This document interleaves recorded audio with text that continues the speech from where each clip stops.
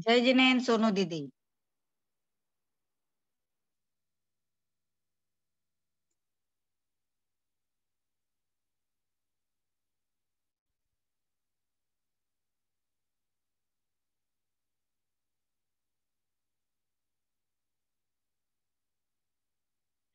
जय जिनेन्द्र आंटी, जय Jinendra uncle. Aunty मंगलाचरण करके स्टार्ट करे प्लीज। जी जी। नमियो न जिनं वीरम अनंत वरनानदंसन सहावम ओच्छामि नियमसारम केवली सुध केवली फणित। जय बोलिए अनंतानंत सिद्ध परमेष्टि भगवान की जय। 1008 मल्लीनाथ भगवान की जय। 1008 नमीनाथ भगवान की जय। आचार्य कुंद कुंद देव की जय। गाथा पढ़ रही हूँ 121 नंबर 121। कायायि परदव्ये स्थिर भावं परिहरतु अप्पानं तस्सहवे तनुसग्गं जो जाये निव्यप्पेन।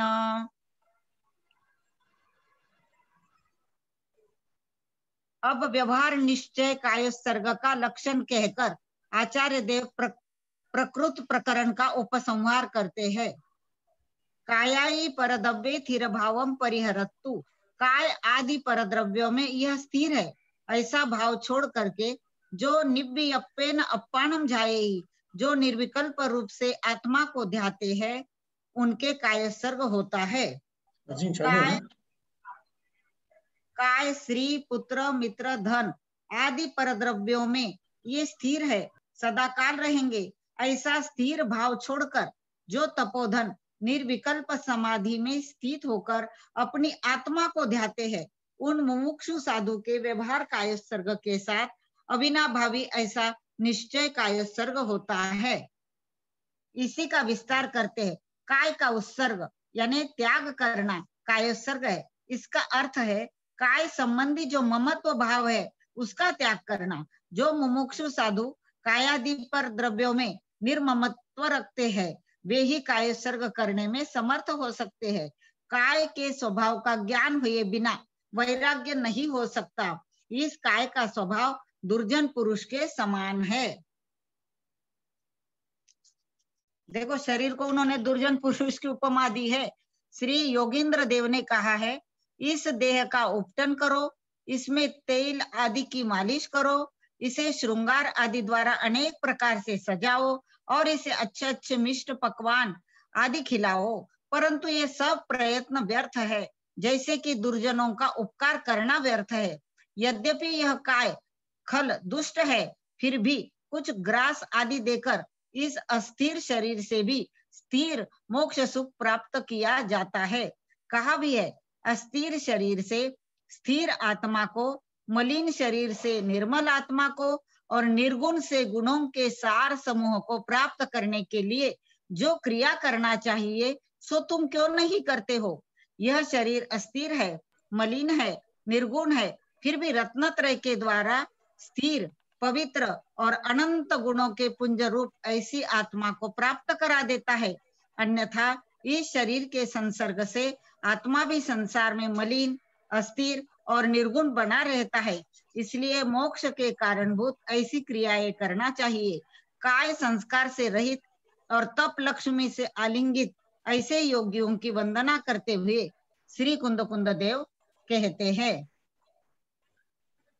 अल्ल यानी सर्वांग मल और मल्ल एक अंग का मल, इनसे जिनका शरीर लिप्त है, जो कर्म रूपी मल से उत्पन्न होने वाले कलुषता से रहित है, जिनके नख बड़े हुए हैं और दाढ़ी मूछ के बाल भी बड़े हुए हैं, फिर भी जो तप की लक्ष्मी से परिपूर्ण भरे हुए हैं, उन योगियों को मैं नमस्कार कर अर्थात दिगंबर मुनिराज स्नान नहीं करने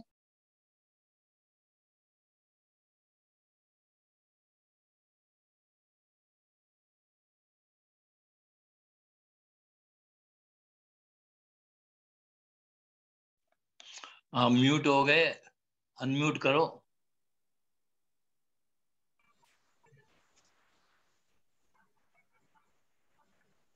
आवाज आ रही भाई साहब? अब आ रही। अच्छा आ रही है ना। मन के अनेक प्रकार के अशुभ संकल्प विकल्पों को छोड़कर जो मुनि अपने मन को एकाग्र करके शुद्धात्मा का ध्यान करते हैं, उनके ही मनोबल वृद्धि उत्पन्न हो जाती है। उसके निमित्त से वे अंतर मुहूर्त मात्र में ही संपूर्ण द्वादशांग श्रुत के चिंतन करने में समर्थ हो जाते हैं। जो अंतरंग और बहिरंग जल्प को छोड़कर मौन का अवलंबन लेकर शुद्ध ज्ञान दर्शन स्वरूप अपनी आत्मा का ध्यान करते हैं, उनके ही वचन बल रुद्धि उत्पन्न हो जाती है, जिसके निमित्त से अंतर मुहूर्त मात्र काल में वे संपूर्ण द्वादशांग शास्त्र का पाठ करते हुए भी थकते नहीं है। उसी प्रकार से जो मुनि काय क्लेश तपों के द्वारा काय से स्नेह भाव को छोड़कर और उस काय को स्थिर करके पद्मासन अथवा खड्गासन मुद्रा के द्वारा अथवा अनेक आसनों के द्वारा कुक्कुट आसन आदि आसनों से स्थिर होकर इस काय कुटी में विद्यमान परमानंद एक लक्षण वाले भगवान आत्मा का ध्यान करते हैं, वे कायबल रुद्धि को उत्पन्न करके बाली मुनिराज के समान अपने पैर के अंगूठे से ही कैलाश पर्वत को हिलाने में समर्थ हो जाते हैं। यहाँ तात्पर्य है कि मन वचन काय का निरोध करके योग मुद्रा अथवा जिन मुद्रा से 27 आदि उच्छ्वासों में जो महामंत्र का अनुस्मरण जाप पे किया जाता है, वह व्यवहार काय सर्ग कहलाता है। व्यवहार साधन के बल से स्थिर योग के द्वारा सहज विमल केवल ज्ञान दर्शन स्वरूप निज आत्म तत्व का जो ध्यान है, वह निश्चय काय सर्ग है। इन दोनों प्रकार के काय सर्ग के बल से ही स्वात्मा की सिद्धि होती है। ऐसा जानकर काय आदि से ममत्व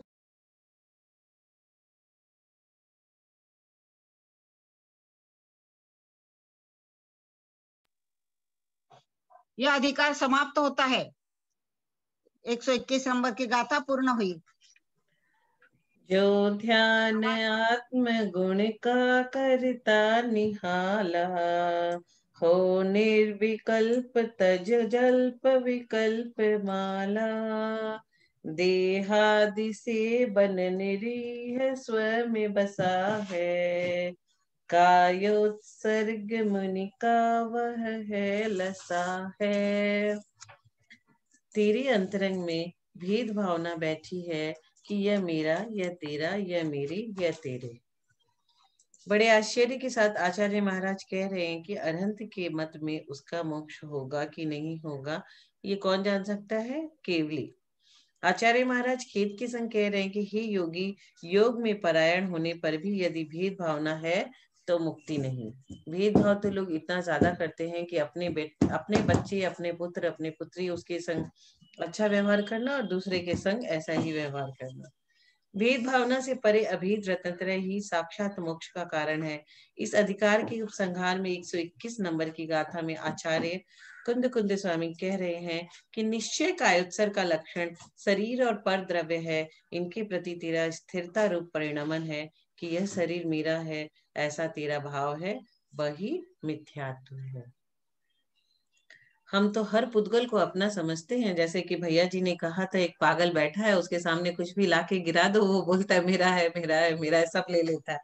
हम लोग अपने शरीर को भी अपना समझते हैं, पुद्गल को भी अपना समझते हैं, परिग्रह को भी अपना समझते हैं। लेकिन जिन्हें साधना करके मोक्ष जाना है, वो शरीर को भी अपना नहीं समझता। सियालनी उसकी माँ के रूप में, सियालनी का जीव जो माँ का जीव है, सियालनी के रूप में पैर खा गया, पूरा पैर खा गया। और उनका ध्यान देखिए, कुतत्व का श्रद्धान करना, ये तो बहुत बात हो गई। अभी तक भगवान आत्मा कहते रहे। कुंद स्वामी लिखते हैं कि ही दुरात्मा, बहिरात्म भाव ही दुरात्म भाव है। इसलिए शरीर पर दृष्टि जब तक रहेगी तब तक अध्यात्म की सम्यक दृष्टि नहीं होगी। यहाँ दुरात्मा से तात्पर्य आत्म तत्व से जो बाहर है, आत्म तत्व से जो दूर है। अध्यात्म शास्त्र निश्चय सम्यक्त, निश्चय ज्ञान और निश्चय चारित्र तीनों को युगपत ग्रहण करता है। यहाँ जहाँ चारित्र दृष्टि स्वरूप लीनता है, वहां देह लीनता कहाँ? स्वरूप लीनता जहाँ है, वहां देह लीनता कहाँ? स्वरूप लीनता जहाँ है, वहां देह लीनता नहीं। शरीर क्या है? पर्याय है। आचार्य कुंद देव प्रवचन सार में लिख रहे हैं कि पज्जय मुड्डा पज्य मूढ़ा पर समया, जो पर्यायों में मूढ़ है वही पर समय और मिथ्या दृष्टि है। देह जीव को एक गिने बहिरातम तत्व मुधा है। दौलत राम जी ने, पंडित दौलत राम जी ने 6 डाला में कह रहे हैं। 6 डाला कोई भी ग्रंथ नहीं है, लेकिन उसमें सारी बातों का वर्णन 6 डाला में दौलत राम जी ने किया है। अगर 6 ढाल पढ़ ले तो सब समझ में आ जाता है। जो शरीर और जीव की एक मानता है वो बहिरात्म है। तत्व से जो मुग्ध है, तत्व में जो मूढ़ है, ऐसा जीव शरीर में मोह रखता है। इसलिए आचार्य महाराज कह रहे हैं कि शरीर की वृत्ति का नाम ही समिक दृष्टि है। शरीर आदि जो परद्रव्य है, उसके प्रति जो स्थिर भाव है, उनको ही मात्र छोड़ता है, यानी त्याग देता है। ऐसा आत्मा के द्वारा होता है। शरीर से ममत्व का त्याग करना ही कायत्सर्ग न लिखकर शरीर का उत्सर्ग करना, यानी ममत्व का त्याग करना लिखा है। जो ध्याता है निर्विकल्प आत्मा में, उसी को कायत्सर्ग होता है। 48 मिनट का जघन्य कायत्सर्ग होता है। मध्यम 48 मिनट से अधिक आप जितना कर सको। यहाँ गाथा में निश्चय कायत्सर्ग के स्वरूप का कथन कर रहे हैं। काय किसे कहते हैं? जो साधी है, सनिधन है, यानी अपने शरीर प्राप्त किया है जो नियम से नष्ट होगा। वह कैसा है? मूर्तिक है, विजाति है। ये शरीर मेरी जाति का नहीं है। आत्माओं, अपनी जाति के लोगों से राग करो तो समझ में आता है। विजाति में राग किसे बैठे हो? हम लोग तो विजाति में राग किए बैठे हैं। देखना, संसार की दशा विजाति के नाम को देखकर प्रसन्न होता है, विजाति के चित्र को देखकर प्रसन्न होता है, जबकि यह तेरी जाति धर्म की नहीं है। तेरी जाति पंचेंद्रिय की है, क्योंकि वह भी विजाति है। इसमें इंद्रिय शब्द जुड़ा है, वह आत्मा का धर्म नहीं है। जीव की जाति एकमात्र चेतना अवस्था है। उस चेतना अवस्था को देख करके वह छोड़ करके पर्याय की पर्याय दिख रही है, और वह जिसमें दिख रही है वो भी पुद्गल में पुद्गल की पर्याय का उपचार किए जा रहा है। बोले कितना अच्छा चेहरा दिख रहा है हमारा दर्पण में, लगता है कि तत्व ज्ञान बहुत दूर है। स्थूल को अपना मान के बैठा है, जब गहरे में जाओगे तब हट पाओगे। दर्पण में अपना चेहरा देखना, जिसमें झलक रहा है वो पुद्गल, और जो झलक रहा है वह पुद्गल, और जिसका झलक रहा है वह भी पुद्गल। सभी पुद्गल है। बड़े संग में रहते रहो, फिर बाहर आ जाओ तो अटपटा लगता है, मन नहीं लगता। बाहर रहने लगे तो पुनः संग में जाओ तो अटपटा लगता है। जिन गुरु चरणों में आप रहे, आज तुम्हें वही अच्छा नहीं लग रहा, जबकि बाहर आए कुछ ही दिन हुए थे। जिस गुरु से तुम भगवान बनोगे, उस गुरु से बाहर हुए तुझे अनंत भव व्यतीत हो गए। गुरु के अनुशासन में रहना कठिन होता है। बाहर के गुरु का अनुशासन, फिर अंदर के गुरु का अनुशासन तीव्र कठोर होता है। बाहर के गुरु तो कम से कम बैठने को कह देते हैं। बाहर के गुरु कह देते कि जाओ धर्मोपदेश कर आओ। जैसे हमारे आचार्य श्री गुरु विद्यासागर जी के 2 शिष्य सुधा सागर जी और प्रमाण सागर जी ऐसा प्रवचन देते हैं, ऐसा जिज्ञासा समाधान करते हैं, ऐसा शंका समाधान करते हैं कि साक्षात कोई समोसरन में बैठा केवली से पूछ रहा हो और वो उत्तर दे रहे हैं। अंदर का गुरु कहेगा कि नहीं, यह सब किसके लिए? दूसरे का उपकार करना छोड़ दो। जिस शरीर में तू रह रहा है उसका उपकार तू नहीं कर सकता। वह अपने समय पर उपकार रूप चल रहा है, उसकी अवस्था पूर्ण हो जाएगी तो वो नियम से क्षीण होगा। खिलाओ रोज घी, पिलाओ दूध, देखो देखते ही देखते बदल गया। कहाँ गया खाना पीना? एक शिशु को दूध पिलाया, वह बढ़ रहा है। वही दूध एक वृद्ध को पिलाया, वह बाहर जा रहा है। इसलिए परद्रव्य के निमित्त के साथ नीच का उपादान जब तक निर्मल रहता है, तब तक परद्रव्य का निमित्त सहकारी बनता है। कुछ लोगों ने निज शब्द को नहीं जाना और कुछ जीवों ने निज शब्द में राग लगा दिया, और निज शब्द का राग भी निज में प्रवेश करने नहीं दे रहा, क्योंकि निज शब्द भी पुद्गल की पर्याय है। निज शब्द जहाँ समाप्त हो जाएगा वहां निज में प्रवेश होगा। जब निज पर का विवेक जाएगा और फिर निज पर से भी परे होगा, तभी निज में प्रवेश होगा। आप लोग 9 बार नमोकार को कायत्सर्ग मानते हो, ठीक है। जब तक निश्चय कायत्सर्ग में प्रवेश नहीं कर रहे तब तक वो ही करते रहना। धन जन कुटुंब परिजन आदि सबका बुद्धि पूर्वक त्याग करके फिर देही से ममत्व का त्याग करके पंच परमेष्टि वाचक मंत्र का ध्यान करना, यही व्यवहार कायोत्सर्ग है। अंदर के गुरु से कब मिले आप? अभी तक नहीं मिले, उनके पास ही नहीं गए। अभी तो हम अंदर के गुरु के पास ही नहीं गए। सच्चा गुरु वही है। मृग पूरे जीवन भर दौड़ती रहती है और जिस चीज के लिए दौड़ती है वो उसके अंदर है, तो उसे पता नहीं होता कस्तूरी उसके अंदर है। वैसे ही हमें पता नहीं कि हमें अपनी आत्मा ही हमारे कल्याण करेगी, उसको छोड़कर हम इधर उधर भटकते रहते हैं। दूरी दूर भाग रहे हो, एक दिन को भी मिल गए होते तो अंदर का गुरु बड़ा श्रेष्ठ है, वह आपको बाहर जाने ही नहीं देता। आप उसके चेले बने ही नहीं। आप निज गुरु के चेले बन गए होते तो इन चेलों में नहीं होते। निज गुरु को जाना नहीं, निज गुरु के चेले बने ही नहीं, और जो निज गुरु का चेला बन जाए वह चेलों यानी वस्त्रों में नहीं रहेगा।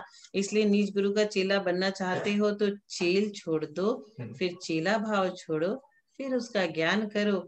वाह गुरु की परिभाषा आचार्य समंतपद ने रत्नाकरण श्रावकाचार्य में भी लिखी है। अंदर के गुरु की पहचान तो करना पड़ेगी। ये अंदर के गुरु की पहचान है कि अरस है, अरूप है, अगंध है, अव्यक्तव्य है, अलिंगी है, असंस्थान है, अनामी है, अप्रदेशी है।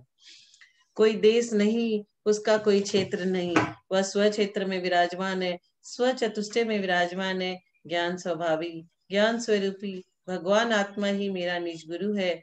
वह जब आंखों से दिखेगा नहीं, कानों से उसकी आवाज सुनाई नहीं पड़ेगी, घ्राण से उसको सूंघा ही नहीं जा सकता, स्पर्श से स्पर्श नहीं किया जा सकता। आत्म गुरु अनुभव गम्य है। यदि आत्म गुरु का चेला बनना है तो आपकी शर्त नहीं चलेगी, उसमें समर्पण होता है। जब बाहर के गुरु से दीक्षा लेने जाओगे तो समर्पण करना पड़ेगा। जिससे भी हम दीक्षा लेंगे उसके प्रति 100% समर्पित नहीं होंगे तो हमारा भला नहीं हो सकता। जब निज का हम अस्तित्व खो देंगे तभी गुरु चरण मिलेंगे। यदि गुरु कह रहे हैं कि 4 और 4 9 होते हैं, 8 नहीं, तो हमें कहना है यस। जैसे कि हमें आगम पे कभी भी अंगली नहीं उठाना, जो आगम बोल रहा है हमें उसे वैसे की वैसे उसी रूप में ले लेना है। और संशय और शंका हमारे आ रही है तो हमें यह मानना है कि हमें समझ नहीं आ रहा, हमारा इंटरप्रिटेशन रॉन्ग है, शास्त्र सही है।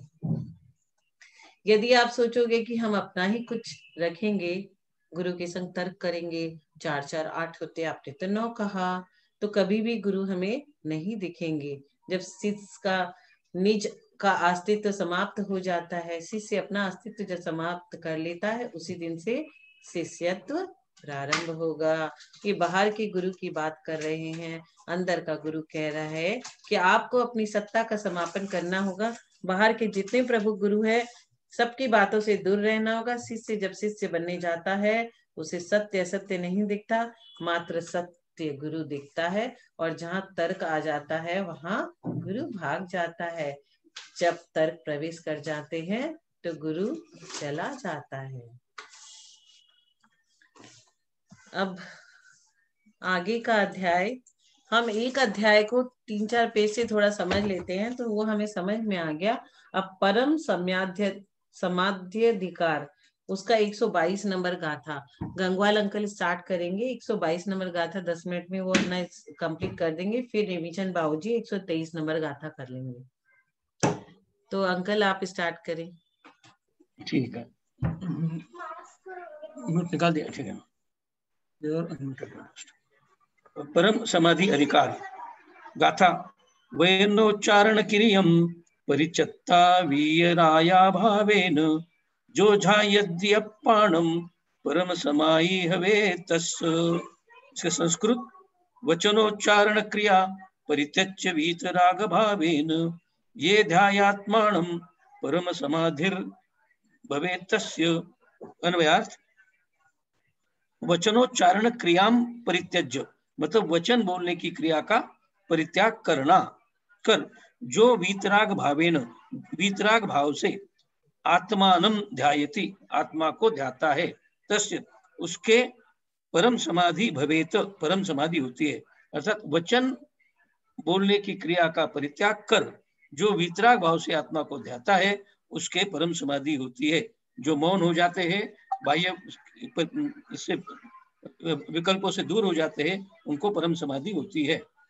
अब ये नियम सार से पढ़ना है सीधा आगे। आचार्य भगवान कुंद स्वामी नियम सार जी में समस्त मोह राग द्वेषादि पर भाव के विध्वंस के कारणभूत ऐसे परम समाधि अधिकार का कथन कर रहे हैं। बुद्धि जब तक साम्य नहीं होती तब तक समाधि नहीं होती। जैसे आप लोग समाधि होते हो, खींचतानी का नाम समाधि नहीं है। पिता की दृष्टि में जैसे पुत्र अपनी बेटी है, तो पिता के दृष्टि में जैसे पुत्री अपनी बेटी है, तो उसे जिसे अपनी पुत्री का पति बनाने जा रहे उसके प्रति पुत्र तुल्य व्यवहार होता है, जैसे अपने बेटे के प्रति होता है। ऐसी दृष्टि बहू के प्रति होती है तो दोनों की एकधि बनती है, उसका नाम समाधि है। वचन की क्रिया का भी जिसने परित्याग कर दिया, यह शुद्ध निश्चय समाधि की बात कर रहे हैं। ध्यान रखना, व्यवहार समाधि के अभाव में निश्चय समाधि असंभव है। इसलिए व्यवहार समाधि का अभ्यास तो करते रहना। यदि आत्महित की दृष्टि तो है। जिस समय शंभु कुमार दीक्षा लेने जा रहा था तब नारायण श्री कृष्ण ने मना किया। उस समय शंभु कुमार ने कहा, तात मैं संसार का स्तंभ नहीं बनना चाहता हूँ। जैसे यह स्तंभ है, इस पर सब इस पर टिके है, परंतु सत्य है कि पर का कर्तृत्व भाव स्वानुवृत्ति से है। कैसे? स्वान बैलगाड़ी के नीचे चलता है तो उसकी मान्यता रहती है कि मैं गाड़ी को चला रहा हूँ, और भाग्य से वो खड़ा हुआ और गाड़ी रुक गई, सो उसको और सत्यता नजर आई। अब तो हमारे बिना यहाँ कुछ नहीं हो सकता, और फिर चलने लगा तो वो योग से ऐसा बना कि बैल भी चलने लगे। तो उसको लगा कि मैं चला रहा हूँ। उसे खाद्य पदार्थ दिखा तो वह रुक गया, लेकिन गाड़ी चलती रही। तब उसे समझ में आ गया कि मैं तो व्यर्थ का कर्ता बना था, वो गाड़ी तो चल रही है। ऐसे ही भोज्ञानी, तुम पर के कर्ता नहीं बनो। संसार की गाड़ी ऐसे ही चली आई है और चलते रहेगी, कोई रोकने वाला नहीं है। आपको निकलना हो तो निकल जाओ। आप सोचो कि परिवार नहीं चलेगा तो चलेगा, चिंता मत करना। आप चले भी जाओगे तब भी चलेगा, इसलिए पहले ही चलो। कोई विकल्प नहीं करना, लेकिन यह सोच के मत जीना कि महाराज श्री मैं नहीं होऊंगा, तब कुछ नहीं होगा। यह अपने को लगता है पर होता है। बड़े बड़े नेता चले गए तब भी देश चल रहा है। भगवान महावीर स्वामी जैसे मोक्ष मार्ग के नेता चले गए, फिर भी जिन शासन चल रहा है और चलेगा। इसलिए कर्तृत्व भाव मत लाना। आचार्य महाराज कह रहे हैं, जो वचन बोलने की क्रिया का त्याग कर वितराग भाव से आत्मा को ध्याता है, उसके ब्रह्म समाधि होती है। जब तक वचनों का व्यापार है तब तक अंतर्जल्प है। सहज दृष्टि से देखेंगे तो जितना वचन व्यवहार बढ़ेगा उतना विकल्प बढ़ेगा। चर्चा करते समय समझ में आए अथवा नहीं आए, लेकिन जब तू शांत बैठेगा तब वहां साम्यता के स्थान पर पश्चाताप आएगा। लेकिन जब तू शांत बैठेगा तब साम्यता के स्थान पर पश्चाताप आएगा, थकान आएगी। पूर्व में समय गया चर्चाओं में, और अब तुम्हारा समय जा रहा पश्चाताप में। साधना का समय समाप्त। जीव जितना वचन व्यापार करता है उतना उसको सोचना पड़ता है, उतना विचार करना पड़ता है। तुम्हारा समय सोचने विचारने में जा रहा है, चिंतन में नहीं जा रहा है।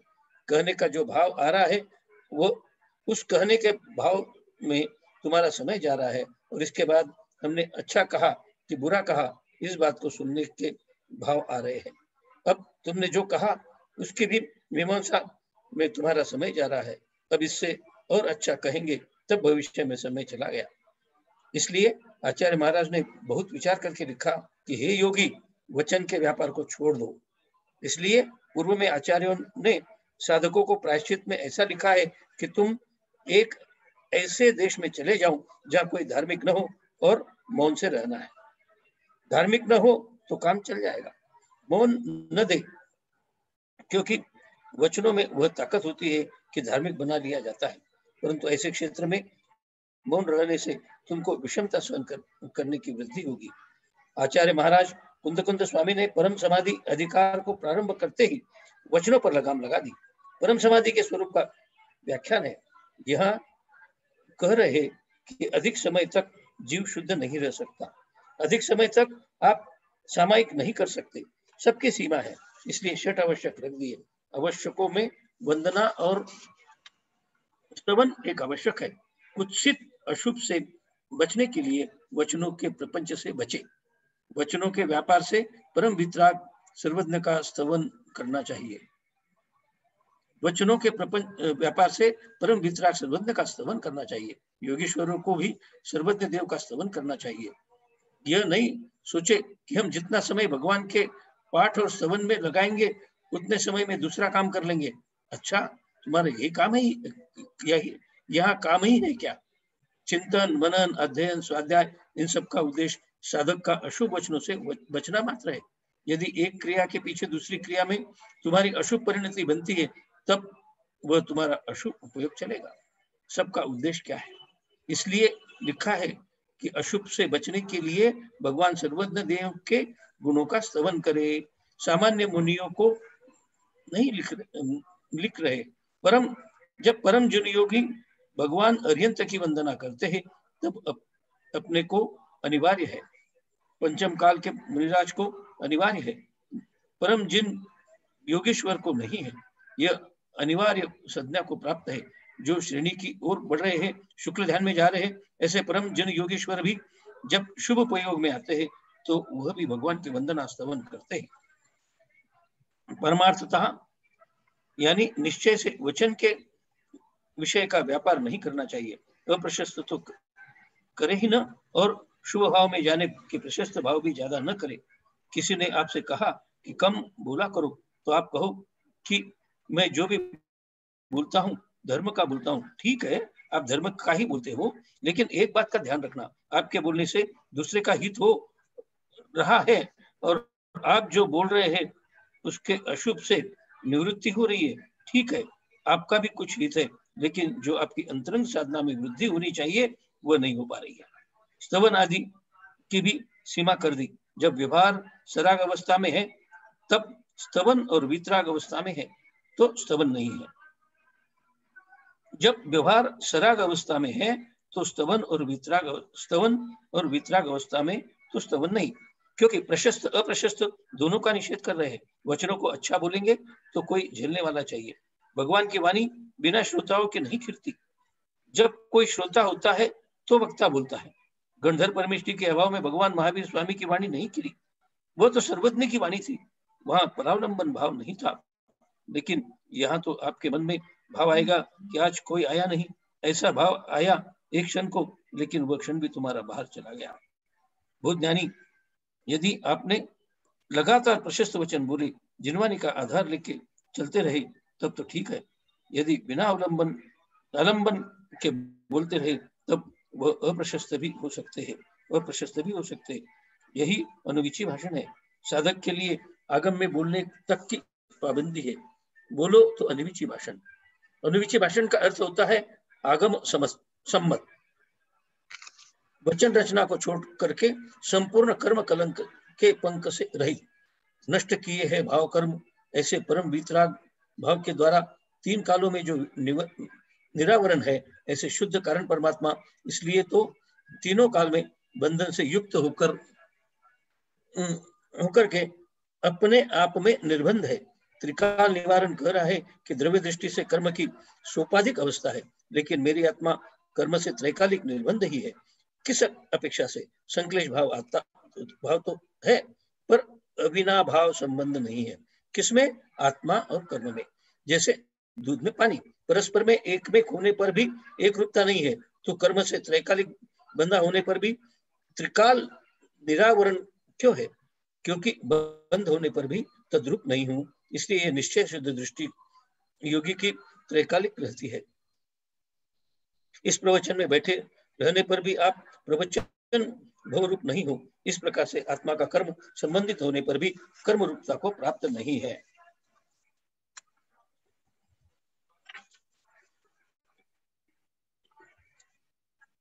आचार्य कुंदकंद स्वामी गाथा संख्या 123 में कह रहे हैं। अच्छा 123 में है इसमें।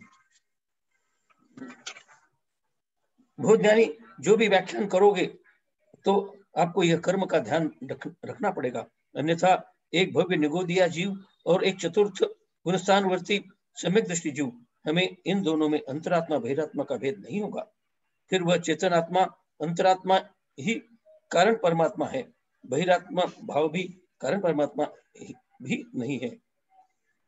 वो चेतन आत्मा अंतरात्मा ही कारण परमात्मा है, बहिरात्मा भाव अभी कारण परमात्मा भी नहीं है। यदि आप बहिरात्मा भाव को कारण परमात्मा भाव मानते हो तो फिर हमें मिथ्यात्व भाव में सम्यक्त्व स्वीकारना पड़ेगा। सम्यक्त्व के अभाव में मोक्ष मार्ग प्रारंभ होता नहीं। त्रैकालिक कारण परमात्मा भाव नहीं है। यदि बहिरात्मा भाव को कारण परमात्मा मानेंगे तो फिर मिथ्यात्व भाव को भी हमें कथनचित मोक्ष मार्ग मानना पड़ेगा। इसलिए ध्यान रखना, बहिरात्मा भाव, मिथ्यात्व भाव, अवृत्ति भाव, असंयम भाव, प्रमाद भाव, योग भाव, यह कभी भी कारण परमात्मा नहीं है। लेकिन इन भावों से युक्त भव्य जीव भवितव्यता में विराजमान है। इनके होने पर भी वह त्रैकालिक परमात्मा है। निगोद पर्याय में विराजा निगोदिया भव्य जीव, वह भी शक्ति अपेक्षा कारण परमात्मा है, क्योंकि वह भव्य है। नियम से परमात्मा बनेगा, शक्ति की अपेक्षा से वह तो कारण ही क्या, वह तो कार्य परमात्मा भी है। शक्ति अपेक्षा एक भव्य निगोदिया जीव कारण परमात्मा भी है और कार्य परमात्मा भी है, परंतु अभिव्यक्ति में बहुत दूर है। त्रैकालिक कारण परमात्मा भाव बहिरात्म भाव नहीं है, क्योंकि बहिरात्म भाव भव्य का त्रैकालिक भाव नहीं है। बहिरात्म भाव अभव्य का त्रैकालिक भाव है। उसकी संसार पर्याय अनादि अनंत है और भव्य की संसार पर्याय अनादि शांत है।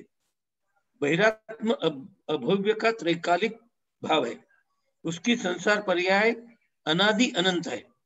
जो अभव्य है उसका कभी भी संसार खत्म होने वाला नहीं है, इसके लिए उसको कहा गया उसकी संसार पर्याय अनादि अनंत है, कभी भी खत्म होने वाली नहीं है। और भव्य की संसार पर्याय अनादि शांत है। जो भव्य जीव है उसके पर्याय अनादि से तो है, लेकिन वो कभी ना कभी खत्म होने वाली है, इसके लिए उसको अनादि शांत कहा है। भव्य की संसार पर्याय अनादि शांत है।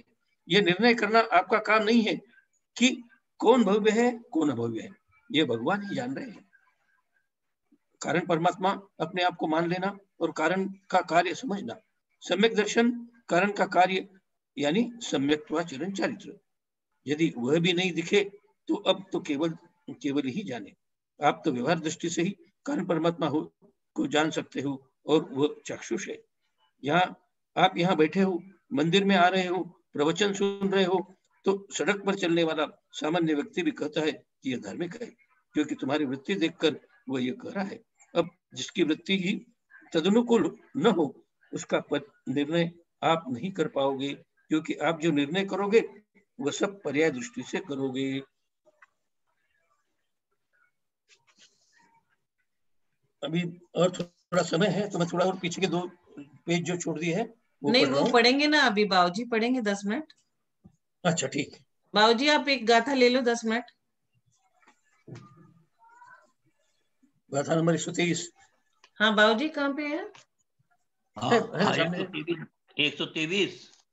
हाँ जी जी जी। संयम नियम तवेण दो धम्म जानेन सुख जानेन जो झायई अपाणम परम समाई हवे तस्से। इसका हिंदी, हो संयमी नियम हो तप धारता है, हो धर्म शुक्ल में ध्यान निहारता है, होती समाधि परमोत्तम ही उसी की, पूजू उसे शरण और नहीं किसी की।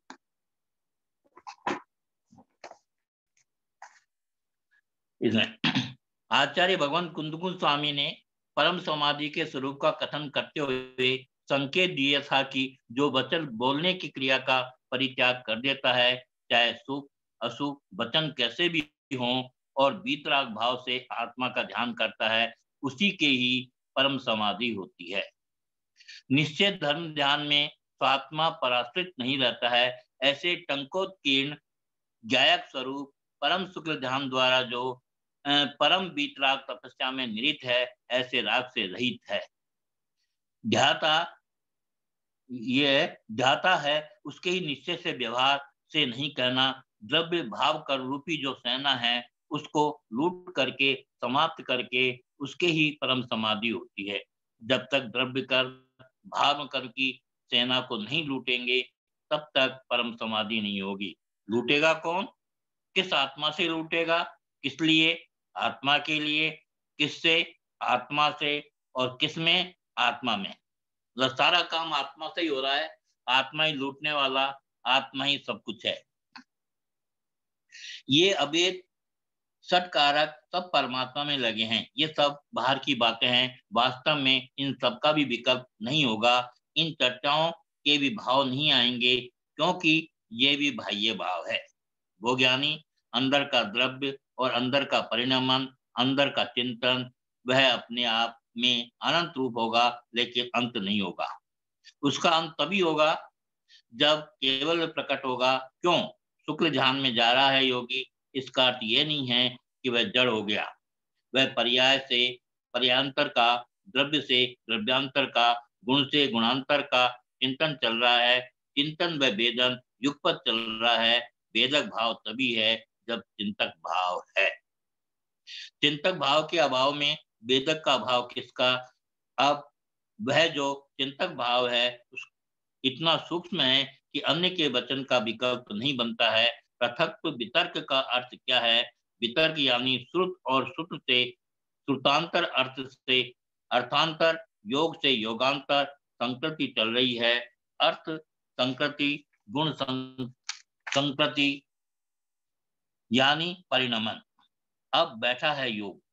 ये कहना चाहिए कि जैसे देश का शासन जितने काम चलाते हैं, उनके संचालन में तो पुरुषार्थ कम है और वह संचालन इंद्र का चल रहा है। ये परम पुरुषार्थ साध्य हो रहा है। और वास्तविकता यह है कि शुभोपयोग में नहीं जा रहे हैं आप, क्योंकि सुभावना तक आप शांत हो जाते हैं। शुद्धोपयोग की भावना कब? सामायिक आदि के काल में, जब वह जीव शुद्धोपयोग की भावना का स्पर्श करता है। जब कोई श्रावक रागादिक विषय प्रवृत्ति में लीन है, उस काल में उसकी परिणति कौन सी बनेगी? शुभ की अशुभ? शुद्धोपयोग की तो छोड़ो, शुभोपयोग की बात करो। संस्कृता चल रही है, अब ध्यान चल रहा है, दुनिया के विकल्प आ रहे हैं। उस जीव की दशा का भेदक करो कि क्या हो रहा है। इसलिए उपचार से धर्म ध्यान है चतुर्थ गुण स्थान में। पूर्ण धर्म ध्यान अर्थात शुद्ध का अर्थ होता है कि जहाँ कोई दूसरा ध्यान नहीं आए, कोई दूसरा विकल्प नहीं आए। छठवें गुण स्थान में आर्त ध्यान होता है, इसलिए शुद्धता नहीं बची। सप्तम गुण स्थान में आर्त रोध ध्यान नहीं है, इसलिए शुद्ध धर्म ध्यान तो सप्तम गुण स्थान से प्रारंभ होता है। आगम में दो विवक्षाएं हैं। प्रकृति को सविकल्प का है और निवृत्ति निर्विकल्प है। इस अपेक्षा से शुक्ल ध्यान 11वें गुण स्थान में प्रारंभ होता है और धर्म ध्यान 10वें गुण स्थान तक चलता है। किन्हीं आचार्यों ने धर्म ध्यान सप्तम गुण स्थान तक और शुक्ल ध्यान 8वें गुण स्थान से स्वीकारा है। इसलिए ध्यान रखना, पुरुषार्थ, सुभावना एक ही मत छोड़ दिया करो। एकाग्रता ध्यान इसे कहते हैं। जब तक शुभ काम में एकाग्रता नहीं आ रही है, तब तक शुभ विकल्प तो है, पर शुभ धर्म ध्यान नहीं बन रहा। भावना है तो इसे सिद्धांत कहेगा भद्र ध्यान। धर्म ध्यान के पहले की अवस्था बनती है भद्र। भद्रता में चल रहा है, लेकिन ध्यान तो चित्त की एकाग्रता है। किसी के पूछने पर हम व्यवहार की भाषा में बोलते हैं कि धर्म ध्यान में लगे हैं। महाराज माला फेर रहे थे, स्वाध्याय कर रहे थे, वह कह रहे थे कि हम तो धर्म ध्यान में लगे हैं। आप शुभ भावनाओं में लगे हो, किस क्रियाओं शुभ प्रवृत्ति में लगे हो? परंतु ध्यान रखना धर्म ध्यान नहीं कर रहे हो। अकलंक देव ने राजवार्तिक में जाप देने को ध्यान नहीं कहा है, क्योंकि जाप में विकल्प है और ध्यान चित्त की एकाग्रता है। पर वास्तव में ध्यान की जो परिभाषा है, एक द्रव्य में चित्त को एकाग्र कर देना, उसका नाम ध्यान है। ये ध्यान तो आपका बिल्कुल ध्यान करने पर ही होगा। है टाइम और पढ़ू यार? सोनू बहन जी, टाइम तो हो गया है। हाँ छोड़े फिर जिनवाणी बोलो फिर। कल पढ़ लेंगे बात की बात।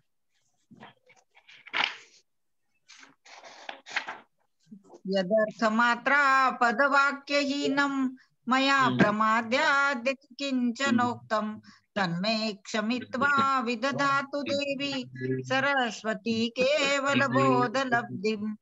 बोधि समाधि परिणाम शुद्धि स्वात्मोपलब्धि शिव सौख्य सिद्धि चिंतामणि चिंतवस्तु दाने त्वामन्दमानस्य ममास्तु देवी जावानी के जानते सूझे लोकालो सोवाणी मस्तक नमो सदा देत हूँ दो। हे जिनवाणी भारती तो ही जपो दिन रैन जो तेरा शरणा गहे सो पावे सुख चैन।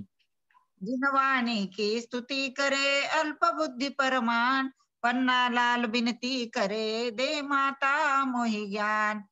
द्वादशांगमयी जिनवाणी माता की जय। सिद्धांत शास्त्र की जय।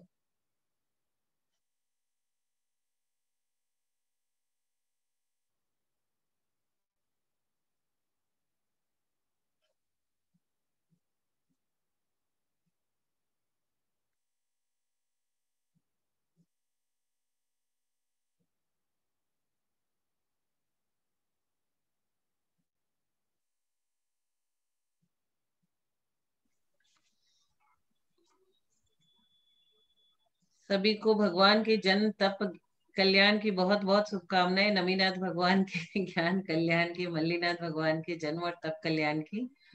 और सभी को आज के दिन को संता दिवस बोलते हैं, लेकिन हम संत दिवस बोलते हैं। हम संतों का आशीर्वाद लेते हैं, संता का नहीं। बहुत सुंदर, बहुत सुंदर। आंटी आप कुछ बोलोगे इस अच्छा विषय में? हाँ आंटी आप कुछ बोलोगे इस विषय में? नहीं, बहुत अच्छा बोल दिया आपने कि संतों का ही आशीर्वाद चाहिए। वही अपने लिए सब कुछ है। यस। हाँ, आज जिनवानी जी में ऐसा भी बहुत लिखा था ना, संत जो बोल रहे हैं हमें वैसे ही हाँ, ग्रहण करना चाहिए, तभी हम अच्छे से बन पाएंगे और तभी हमारे आत्मा का कल्याण बिल्कुल संभव बिल्कुल है। बराबर है। बहुत सुंदर। हाँ, हमारे गुरु तो दो बहुत ही सुंदर। 4 होता है वही बोलते हैं, 5 होता है कभी नहीं बोलते। हमारे गुरु को कभी क्रोध बहुत नहीं सुंदर। आता। इतना वात्सल्य भरा है उनके अंदर कि अपने शरीर को कष्ट में डाल देंगे, लेकिन दूसरे के शरीर को कभी नहीं डालेंगे कष्ट में। हम जब आहार देके उनके पास जाते थे दर्शन करने के लिए, तो उन्होंने ऐसा वो करते थे कि अब जाके तुम लोग आहार करो। उनको पता है ये आहार करके बिना आहार किए आहार दे रही है, तो अब जाके तुम लोग आहार करो, यहाँ बैठे मत रहो। इतना उनको लगता था कि क्यों बैठे हैं अभी यहाँ पे। बहुत बहुत अच्छा। ठीक है, सभी को सादर जय जिनेंद्र। सभी को जय जिनेंद्र। मिलते हैं आप कल। बातें सुन रहे थे कि मेरे? हाँ आप बातें सुन रहे थे कि मेरी? नहीं बाबूजी, आप बहुत स्मार्ट हो, आप बन करके बातें कर